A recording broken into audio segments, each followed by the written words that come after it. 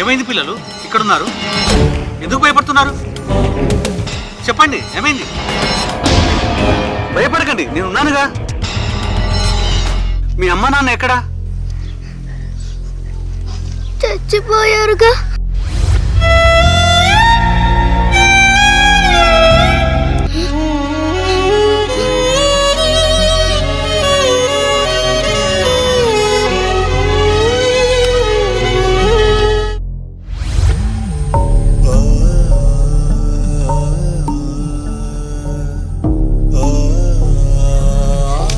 సరే సరే, భయపడకండి.